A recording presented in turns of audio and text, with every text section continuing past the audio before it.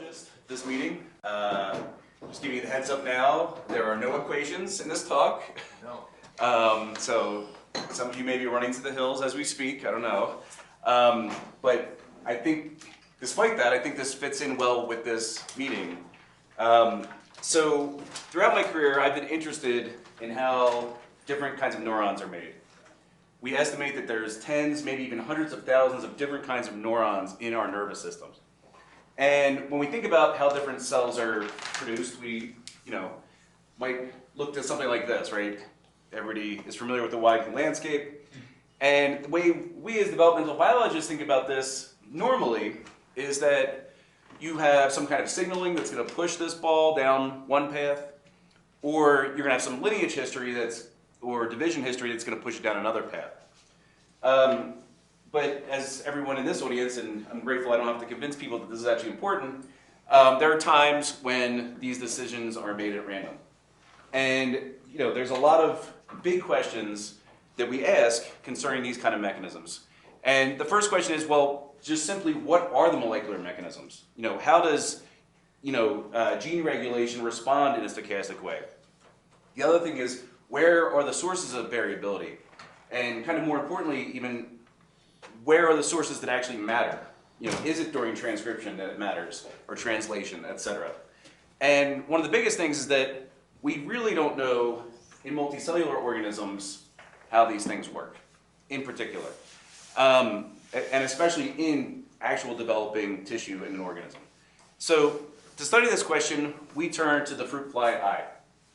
And you may be looking at this eye and think, okay, I don't see any stochasticity there whatsoever. It looks very regular. You're probably familiar with this from popular culture. You have these series of 800 ommatidia, or unit eyes. But interestingly, there's two main types of these unit eyes, and they're defined by expression of light-detecting rhodopsin proteins in the R7 photoreceptor, such that one subtype expresses rhodopsin 3 here, labeled in blue, and the other expresses rhodopsin 4 here, labeled in red. And the amazing thing about this is that this is a random pattern. At least it's amazing to me, because as a developmental biologist, in development, we're almost always thinking about how do we get the same thing every time. If you look at your hands, they're pretty much identical. Yeah? Sorry, I vaguely remember that each hemophilia is like 6 or 7 or 8, something like this, receptors underneath. And so which ones are we talking about? Which of those are? Yeah, so basically for each ommatidia, each unit eye, there's 8 photoreceptors, and this is number 7 of those 8. It's one These are the ones in the center. Number 1 through 6 are on the outside. They seem to be very stereotypical. They're the same rhodopsin expression pattern every time. The R7s had this random cell-fate decision, and the R8s are actually linked via some unknown signaling mechanism to get their fate dependent on R7 fate. So this is the one that matters polarization, or? So so these are UV detectors. The neighboring R8 cells are blue-green detectors. And what we've shown is, I'm not going to talk about today, but what we've shown is when we change this ratio of different cell types, we can actually change the fly's innate color preference. So we think of it as the stochasticity is just a kind of cheap way to disperse cell types across the tissue. All right. By the way, keep the questions coming. Especially, I know there's probably a lot of clarification questions along the way. Please don't be shy. All right, so what do we know? What controls this decision between these blue and red cells? Well, there seems to be a key transcriptional regulator called spineless, and throughout my talk I'll abbreviate it as SS. And this spineless transcription factor is expressed in an on-off manner, such that about 2/3 of the cells express spineless here in green, and about 1/3 do not. And the relationship between spineless and these red and blue cells is that in cells that do not express spineless, you get rhodopsin 3. In cells that express spineless, you get rhodopsin 4. So we knew a lot of this for a long time. There's actually a pretty complicated network downstream of spineless. But today what I'm focused on is truly the regulation of spineless, because this is the kind of key step. So today, what I'm going to share with you are more or less 2 stories. It's going to be mostly focused on the first story, which is very close to being done. It's all my stuff today is unpublished. We're just kind of waiting on one last experiment. And then the second part is newer stuff that I'd really love to get your feedback on. So in the first part, I'm going to tell you about this two-step mechanism involving transcription and chromatin regulation that controls this decision to either be a spineless on or a spineless off cell. And then in the second part, what I'm going to tell you about are kind of our first steps into looking at how transcriptional noise plays a role in this process. So this work, the first story is mostly by talented grad students, Katie Anderson and Luke Bortman, working together. The second story is by Liz Urban. They've also been helped out by a technician, Minnie Yon, and a former postdoc, Alexander Newhouse-Feline. So to get at this state of neurons, we have to take a step back. So what I've been showing you are pictures of the fly eye in this adult stage. But it appears that the timing of this is a lot earlier. We have to go way back. If you didn't clean out your trash can properly, you may have seen maggots in there. So we have to go back to this kind of maggot or larval stage and take a look at the developing eye at this point.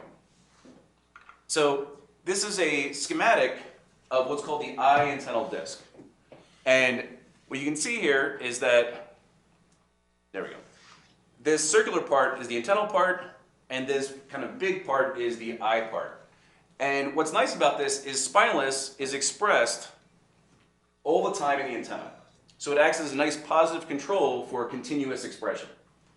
Now, of course, the expression in the eye is a lot more complicated, and it acts in a wave of development. And so what I'm going to do here is I'm going to box off a series of cells, and it's going to look like these cells might be moving, but in fact, they're going through different states. Okay? So if we look in this box, what we see is that at some point during their development, every single cell will express spineless, and as time moves on, these cells then turn off spineless in what we call the differentiating cells. And then finally, they make a decision to be on or off in the terminal cells, which will last for the lifetime of the organism. And so when we image this, what we see is the following. There we go. So what you're looking at is we use technology that Brian introduced very beautifully this morning. And we use what's called nascent in situ fish. So as part of this, we're labeling the introns. So what you're seeing here is a single dot per cell, and this represents the expression state within that cell. One thing that's complicating toward this whole thing is that in somatic tissues, fly chromosomes pair. And so they pair so tightly that this is below the diffraction limit. So we just say that from this joint locus or whatever, we'll see expression or not. So all right, so I just want to clarify this one more time because it's important for the rest of the talk. I'll be showing a lot of pictures like this, and I just want to be clear that, though this is spatial information, we really think of it as representing time points. So these are cells that are undifferentiated. These are cells that are now in the precursor state. These are cells that are differentiating, and finally, these are cells that have made that final choice to be either on or off. What's the time scale as it moves across? So it's about 24 hours. Yeah, it's 24 hours from initial expression to terminal decision. Yeah. All right, and so one other point before we start to get into some real data is the expression of spineless. So I said, okay, these cells express spineless or not, and indeed, the antenna expresses both spineless RNA and protein. Interestingly, the precursors express RNA only. And it's hard to say that they don't express any protein. It's hard to prove that there's not even a couple molecules there. But at least as far as we can tell, we detect no protein. And what we've done is we've knocked out the obligate heterodimer protein, and we see no effect on the expression in this early state. Finally, these terminal cells express, again, both RNA and protein. And again, I'm just going to loop back here that this expression of RNA, if it's going to play a role, what I will hopefully convince you of today is that it's the actual act of transcription seems to be important for the regulation of this gene. So, we work on gene regulation during development. So, of course, we just started with a simple question: what DNA elements control spineless expression? And to get at this, it's a bit more challenging. This gene is a little bit bigger than some of the genes that you guys have been talking about in E. coli. So this gene's about 60 kb, and it It's extremely complex. I'm just going to share some of the elements today with you. But what we did is we used CRISPR to basically do what we would call like a reverse promoter bashing approach, where we knocked out elements looking for requirement of those elements for expression. And interestingly, we found 3 key elements. So one other thing I want to note is that just due to technical reasons, when I show adult expression of spineless, we've shown that there's 100% correlation between spineless and these red rhodopsin 4 cells. So during my talk, I'll show this rhodopsin 3-4 stain as a proxy for looking at spineless. So this is our wild type retina. In each of these cases, we see a complete loss or a near complete loss of spineless in these R7 photoreceptors. And so for some of these, it's pretty obvious. In the promoter, okay, that's not shocking. But then these 2 other elements, we were curious about what these elements could be doing. So we took these DNA elements and we hooked them up to reporters.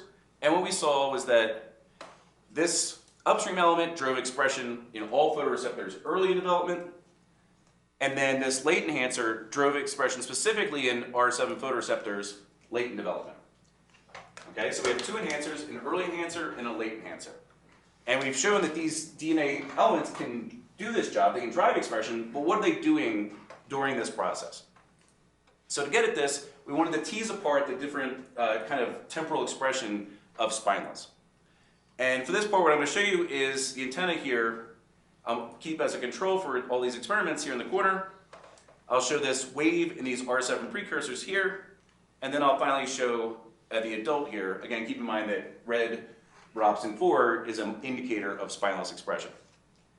So the first thing we want to do with this assay is ask a simple question. Okay, what happens if we knock out the promoter? Again, we predict that we lose expression in all 3 of these tissues. And indeed we do. We see no expression in the antenna, no expression in these R7 precursors, and no expression in the terminal R7 cells. We next said, okay, what happens if we knock out this late enhancer? Our prediction is that we would simply lose expression in the terminal R7 cells. And so we do this experiment, and indeed what we see is no effect on the antenna, no effect in these early R7 precursors, but we see a complete loss in the terminal R7 cells.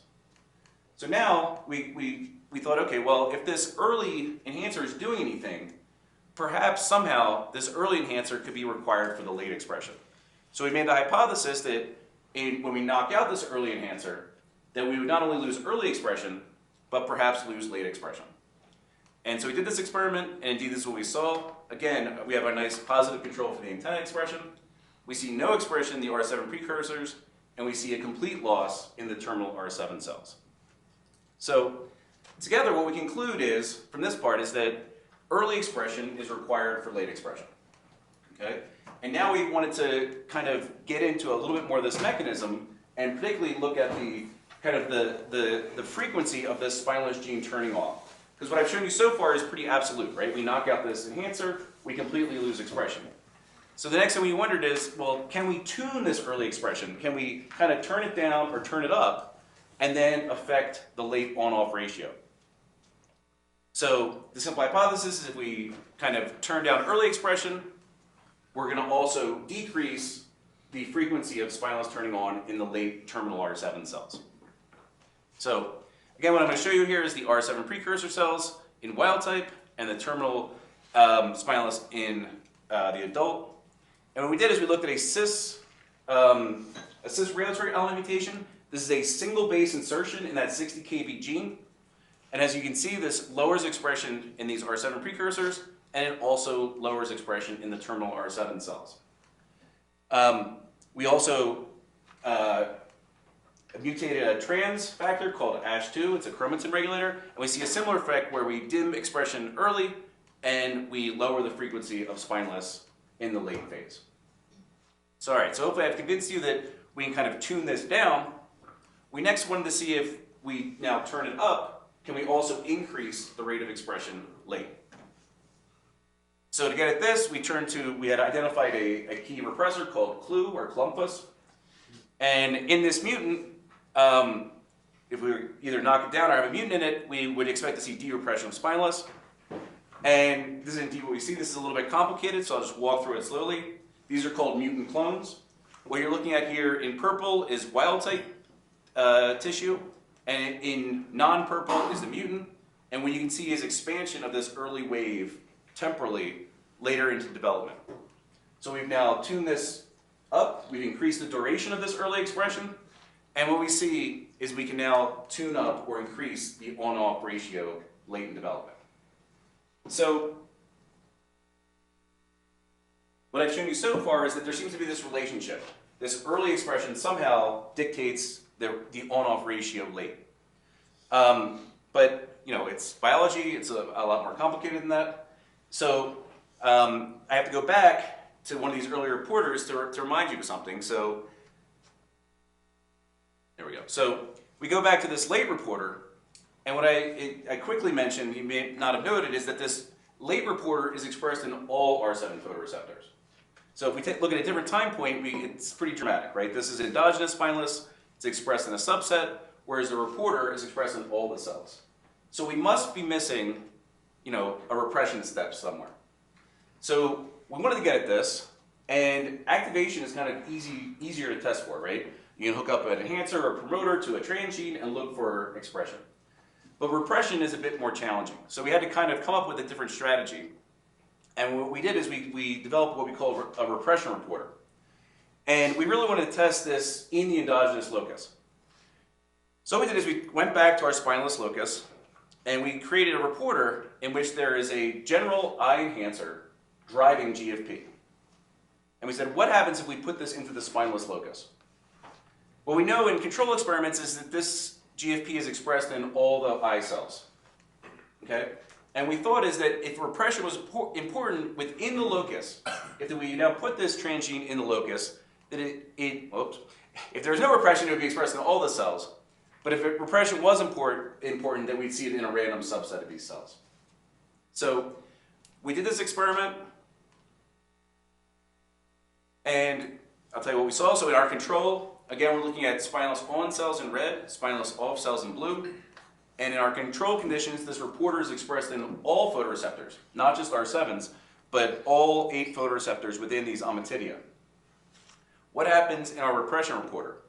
Well, again, we have our spineless on cells in red, our spineless off cells in blue, and in this case, it gets repressed all the way down only into those spineless on R7 cells, suggesting that repression at this locus is key for this stochastic fate choice, is that, you know, that this locus is turning off expression in these cells. And so, you know, okay, maybe this is some kind of fluke, you only try one position, so we actually we used CRISPR, and we put this into 4 different positions. So we put one kind of in the 5' UTR, the 3' UTR, this intron, and we took out a whole chunk of the gene, and in all 4 of these conditions, we saw the same result. And so together, what this suggests is that you know, repression limits spineless to a subset of R7 cells, and this repression affects the entire locus. Okay? So together, this pointed us towards chromatin. And we said, okay, we started this whole story by saying there's some kind of activation, you know, that's important for this, and now I'm saying that there's some kind of repression important. How can we tie all these things together? And so, you know, it's probably pretty obvious at this point that this tissue is very heterogeneous. There's a lot of different cell types, a lot of different developmental time points. And so doing assays like ChIP-seq or ATAC-seq are not really possible. So what we did was we had to develop a new technique to look at chromatin kind of on the single cell level. And so to get at this, so here's the challenges. We have this heterogeneous tissue, and we want to have cell type specificity. So what we did is we said, okay, how can we assay kind of chromatin in a kind of a broad sense? And we thought, okay, well, we know that heterochromatin is usually more compact, euchromatin is more open. How can we develop an assay for that? So now we turn to, again, this oligo-based in situ approach, but in this case we did DNA fish. And what we did is we labeled the spineless locus itself in green, upstream in blue, and downstream in red. And we said, okay, what is happening in these cells as they're going through these different expression states? So again, these are a couple examples. Sorry, the blue is a little hard to see, but you can see is in the spineless off cells, it's a bit more compact, and in example, spineless on cells, it's more open. And what we simply do is we identify the central peak of fluorescence intensity, And this is just a model. And from that, we kind of say, okay, can we calculate the compaction rate in those subset of cells? So, okay, what happens? So I've shown you already, or convinced you that spineless expression is very dynamic. What about the chromatin state? So this is just a reminder. We have our antennal disc here that always expresses spineless. We have the undifferentiated part that does not. We have the R7 cells, R7 precursors that express spineless, the differentiating cells that do not, and then finally the terminal cells that are either on or off. And so we said, okay, let's take a look at all these different cell types. So the first thing we did is there's a cell type that's not labeled here called the peripoietin membrane. This actually ensheaths this tissue, so this acts as another control, and spineless is not expressed in these cells, and this kind of gives us a baseline or an off control for compaction rate. We then go to the antenna, and what we see is we can now see a difference in the compaction at this locus between off cells and on cells in our controls. So okay, that was pretty easy. These are pretty consistent cell types. What happens in the eye? So in the undifferentiated, we kind of see what we expect. Spineless is off, and the chromatin is compact. What happens in those R7 precursors? Okay, spineless is on. The locus is open. Okay, great. This is not too shocking yet. But what surprised us was that next, as they differentiated, they didn't go down to the compact state. They actually went to some intermediate state. I'll tell you what I think that is in a second.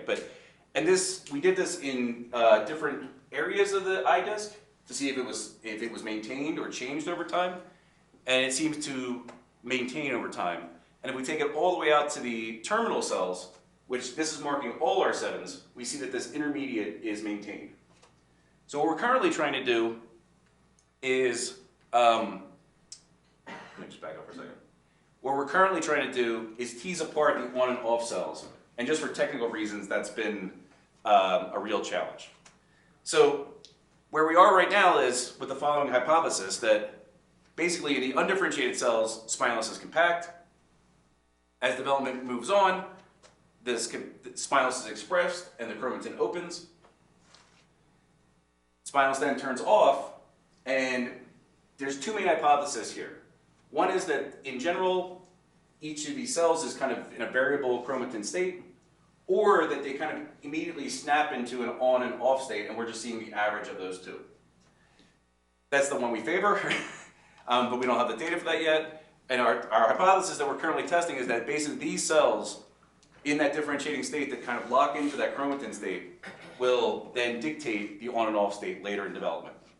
Wouldn't you then expect the width of the distribution you showed to be wider in those last three categories? Yeah, so I totally agree with you. So also we expected maybe a bimodal distribution. Yeah. Part of the problem is this assay is very noisy, and we just don't know. I would love to get more input from everybody in the room. I mean, I'm not putting anyone on the spot, but what we've seen so far is we've done a lot of kind of, you'd say like back of the envelope tests where we're just like, oh, okay, let's take this population, and put them together. And essentially, when we narrow that down, these are all normalized to the percentage, right? We see the same kind of distribution. What we don't know is that representative, or is it just that we haven't done enough cells? Part of the issue here is that we've done this across multiple retina, but there's a lot of technical variability, as you'd imagine. Sometimes we feel kind of lucky that this actually works. But I guess even if we perturb the tissue, that probably the nuclei distance remains the same. I think ultimately what we're working towards is literally looking at the on and off cells, and you think like, oh, just use a reporter. It's a little bit more, it's a little non-trivial. What we're actually trying is that method is trying to get those reporters to work. And the other thing we're trying is actually a 3-color RNA in situ, because the neighboring cells are ubiquitously expressed. So our idea is to use the neighboring genes are ubiquitously expressed. So our idea there is that we could use the RNA signal from the neighboring genes and then look at the spineless expression state with spineless itself. All right, so we still have this big question, what is the compaction state? This is kind of like the last frontier of what we're trying to figure out here. But in the meantime, we can ask a couple questions. I've been kind of describing this transcription and compaction thing, right? And, in the field, often people think of chromatin determining transcription state. And there's a small minority of people that think the other way. But the relationship between transcription and chromatin is not always obvious. So this is one thing we thought we could test pretty easily. And so to get at this, the first thing we did was said, okay, this is what our wild type distribution looks like. What would happen if we knocked out the promoter? Kind of a brute force method. If transcription was important for the chromatin status, then this will change. If transcription was not important, if basically chromatin was doing its own thing, we'd see a similar distribution. And in fact, what we see is basically everything goes to the compact state. So what this argues is that minimally, that chromatin opening requires the promoter here. And I would say that it requires transcription, but I'm trying to be conservative. But then for us, the bigger question that we were curious about is, what about that early enhancer? Okay? So does that earlier enhancer itself open the chromatin?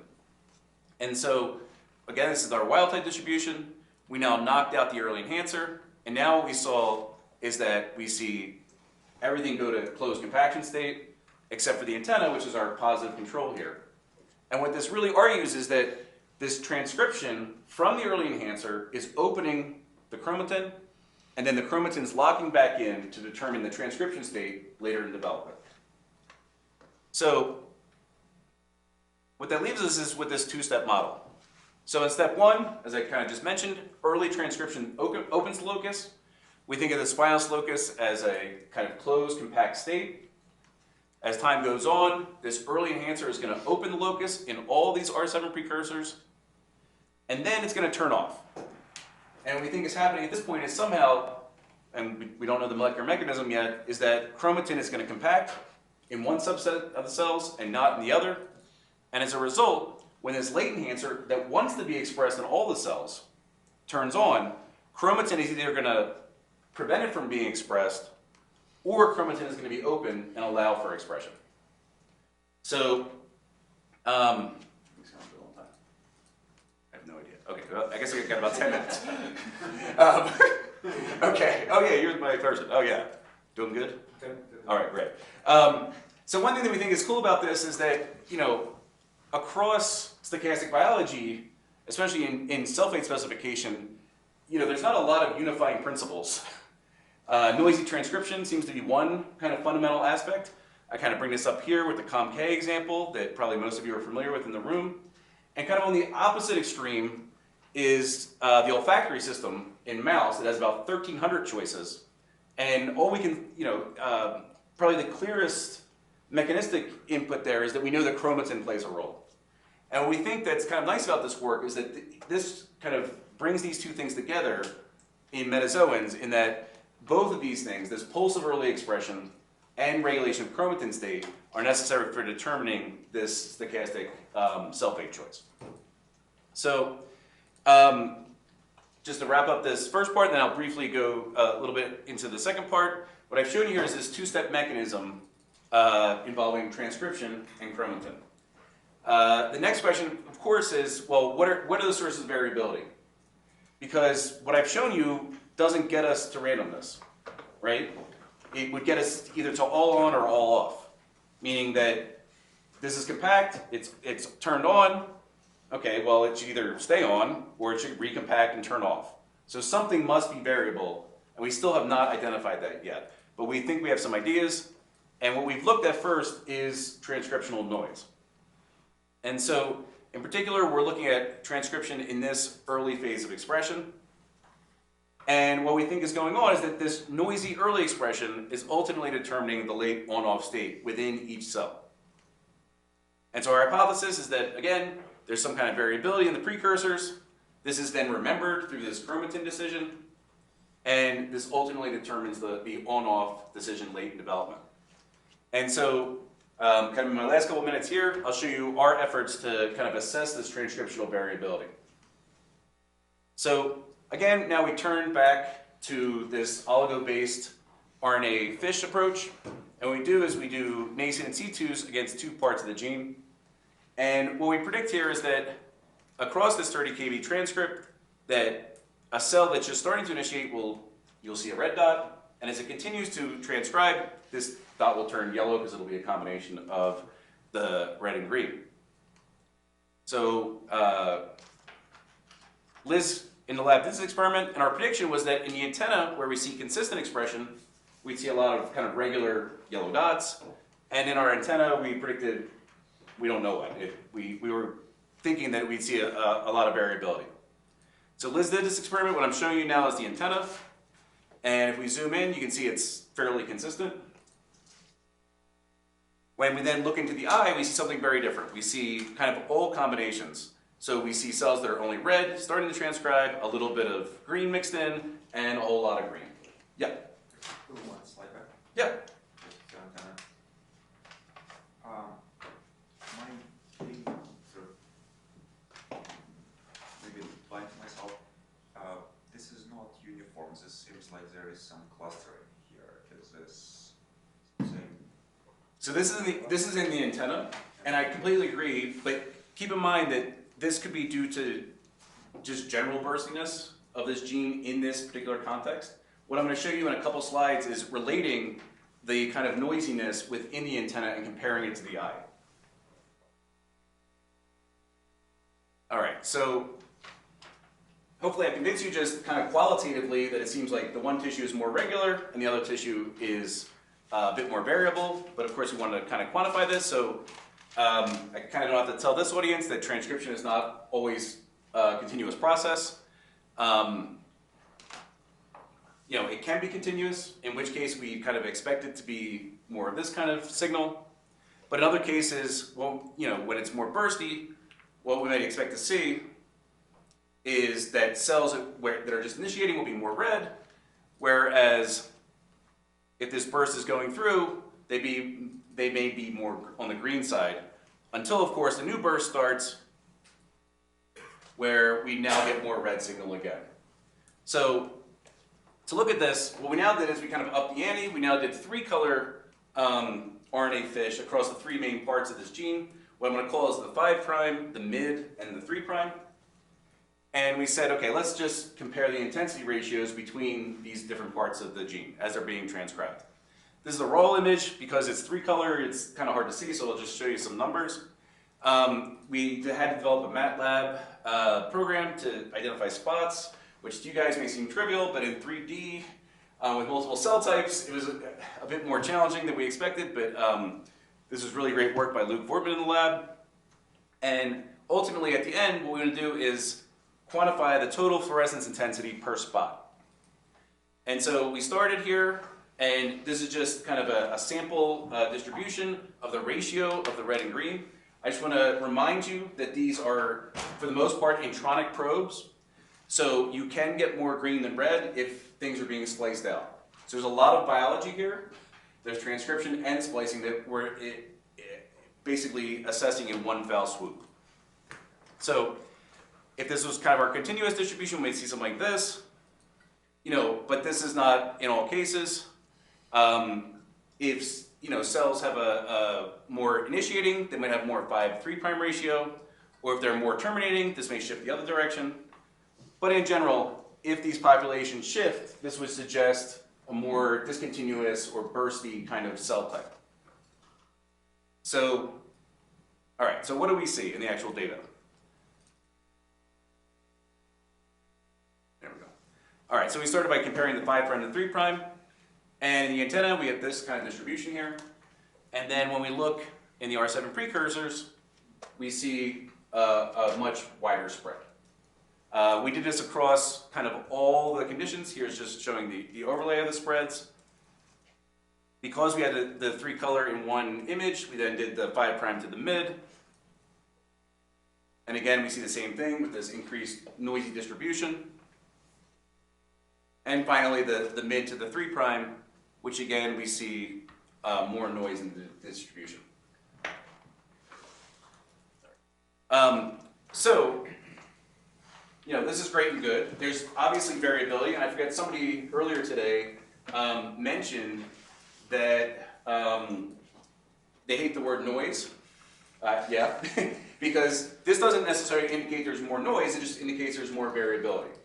And one source of that variability could just be developmental timing. Because keep in mind, if we again zoom in on these cells, over time, they're in different transcriptional states by definition.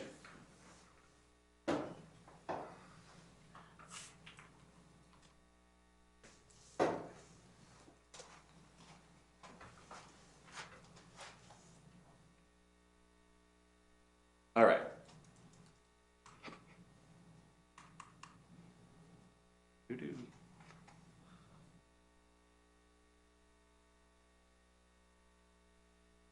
Okay.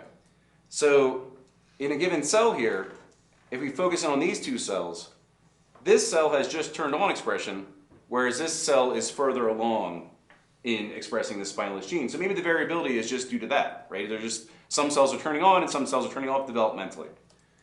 But because this is occurring nicely across this tissue, we can actually relate it kind of to the placement within the tissue. And so now I've been showing you the images kind of up and down. This is now turned 90 degrees. But basically, in this particular image, the posterior here, the oldest cells would be down here. The youngest cells would be up here. And if we can ID those dots.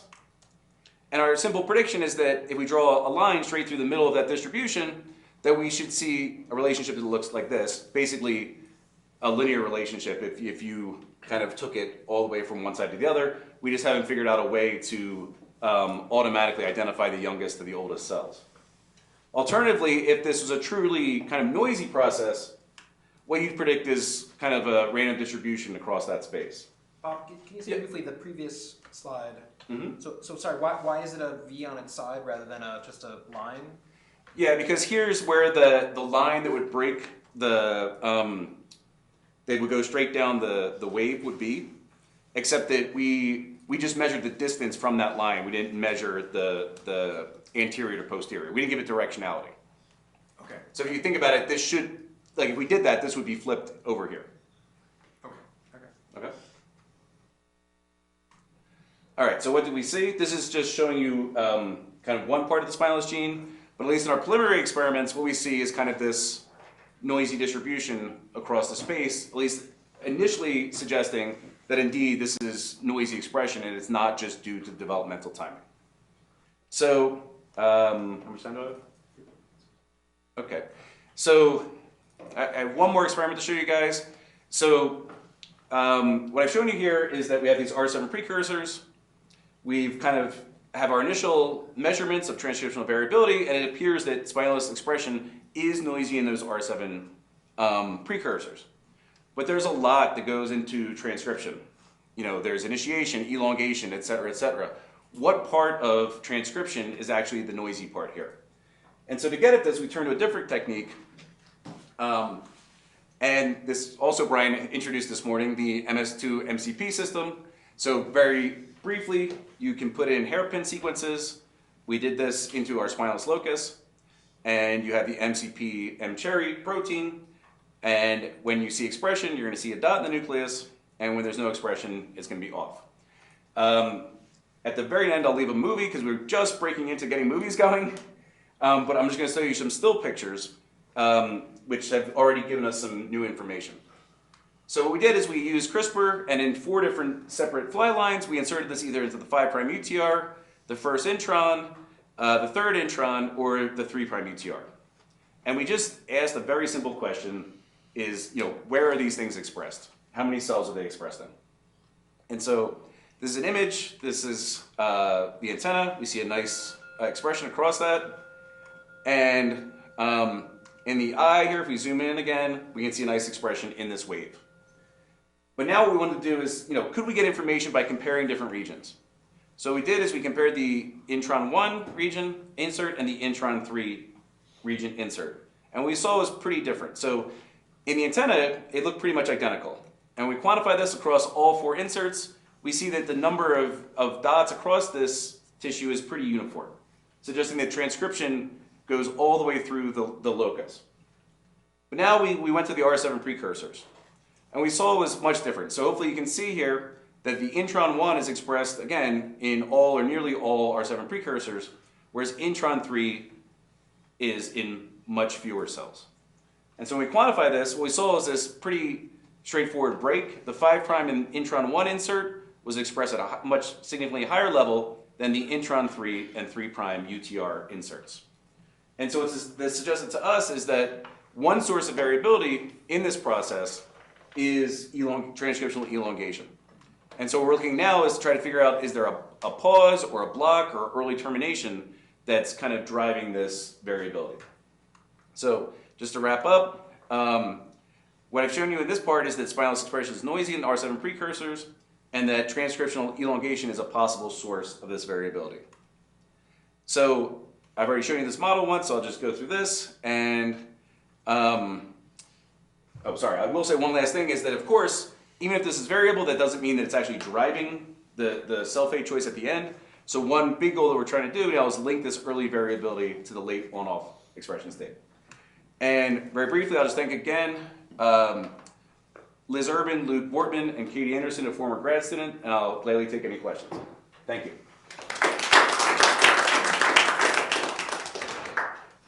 Quick questions. So this is our early MCP, MS2 MCP experiments. This is over 24 hours of eye development ex vivo in a dish. Yeah. Maybe it's not the most sort of kosher question, but why do you think the patterning is done through this sort of rather involved in some sense mechanism, rather than just, every cell just randomly making a choice, right? And we know many different ways of how random choice can be made. Why is it so involved? So I think the question is almost the opposite way, right? I'm not surprised at all that's involved, right? Because at least in development, most of development is driven towards overcoming noise, right? This is one of the rare examples, or one of the rare clear examples in metazoans, where it actually takes that noise and takes advantage of it. I think that, I get this question a lot, I agree, it's like, why is this so complicated? And the big why, we don't know. One thing I will say is that this is a rapidly evolving system. So this mechanism is converted to deterministic back and forth during evolution. And interestingly, it actually can be used in other cell types. So Mike Perry and Claude Desplan's lab showed that the butterfly has 2 independent choices dependent on the same mechanism. But again, we don't know why. One big thing I will say is that, and compared to bacteria, they kind of want to enter these transient states. They ultimately almost always want to go back, right? They stochastically go into these other states and then they return. This is different. Once you make that cell fate choice, you want to stay with it for the rest of time. And I think that's why, at least, for example, why chromatin is evolved, because it's, Right, just yeah, right. exactly. And then, another way of next, why not make a pattern out of it? What's the reason of just doing sort of salt and pepper rather than do, I don't know, Dr. Notch style sort of, Yeah, so, right? yeah, so there's a couple different answers. One is a practical answer of just evolution is just so, right? So, if you think about it, let's say they wanted to make lines, right? Making lines it's got its own set of challenges, right? And there are actually species of flies that make lines. We don't know how those work yet. But the other thing is if you have lines in the visual field, if you move your head or the environment moves at a certain frequency, you won't be able to see them. So the idea is that by having this random distribution is that it's for basically, De-aliasing more or less? pardon? De-aliasing the problem? Yeah. Well, we don't know for sure because the right experiment, in other words, make a pattern, is very technically challenging. I have a quick question. I have one question. So Yeah. how do you actually think transcription exactly sort of relates with chromatin? What was that one again? How do you think transcription sort of affects chromatin? Or what is the model out there? Just out of curiosity. Yeah, that's a great question. I think a lot of people would know the answer to that. Sorry, I just want to go back to this for 1 second. So, there's this idea of pioneer transcription factors, and what we think of this as like there's two, basically these enhancers are very different. This enhancer can control expression and by proxy control chromatin. This enhancer is the exact opposite. It's controlled by chromatin. And the difference between those promoters, nobody really knows. One third thing that I haven't brought up that we're curious about is the idea that this is an intronic enhancer. Because it actually creates a feedback in the system if you think about it, right? That if this is open chromatin now, and let's say chromatin constantly wants to spread and close, the marks want to spread and the chromatin wants to compact, is that if this is driving expression, it'll reopen the chromatin, and then it'll act again, onward and onward. Anyway, all right, thank you very much, guys.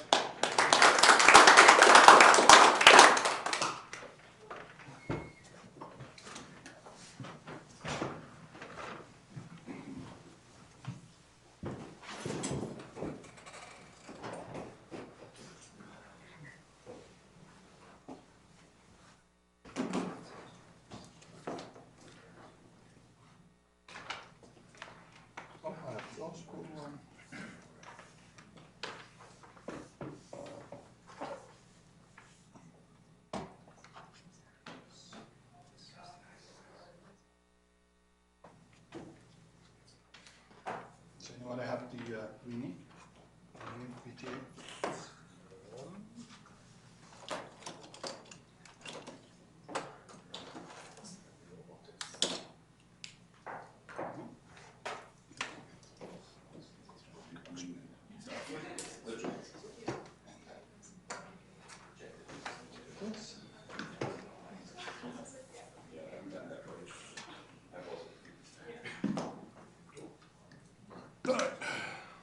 All right, so the next speaker is Matt Curran. Can you speak about the emergence of gene regulatory data? Yeah, so it's a completely different talk. That's what I proposed because, you know, I adapt. I'm really happy to see that there's so many international people and so many faces I haven't seen before. So I was also expecting to be more sort of like see the old buddies, but Andreas, I guess, pulled one on me there. So I never given this talk before. And it's very different from what I anticipated giving, but let's see how it goes. I'm associate professor in the Department of Cellular Molecular Medicine, University of Ottawa, but that's just my formal title. I'm a student of emergence. That's my thing. Most of us knows what emergence is, and I don't have this one to work, so I do it like this. Right. So the emergence is really about the appearance of something that's unexpected, an unexpected system property or some unexpected effect of some sort. And we call it emergence because it seemed to be appearing out of nowhere. And the thing about emergence or emergent properties or effect is we cannot explain them or predict them even if you have full knowledge about the individual system components. And for that reason, we have these properties and effects. They are defying reductionism. So, because by definition, they disappear if you take a system apart. And we're actually using these emergence properties all the time in various ways, both in what we call the top-down and in the top-up approach to gene networks. So this is a large network about genetic interactions in yeast. And what I'm going to talk about here for this part of the session is really important. It's a bit old, but it's really important now to take this up again because now we have access to CRISPR technologies. And we can use CRISPR technologies to do gene editing at a massive scale, which has not been able before. It's just too complicated. But now it is. Like this work was done first in yeast because yeast is so easy to introduce gene knockouts in. That's why homologous recombination 3 days later. Brilliant work in setting that up through those technologies. And it's been done in coli and a lot of other organisms now. But now we can do it and we see that in grant proposal now that you have a little side study where you do these combinatorial genetic perturbations in order to figure out any other factors that might influence it. So that's sort of the top-down approach to it, which is part one of my talk. And the approach there is to disrupt the network, to find genes and interactions that are associated with some sort of emergent cellular or molecular property. Like here in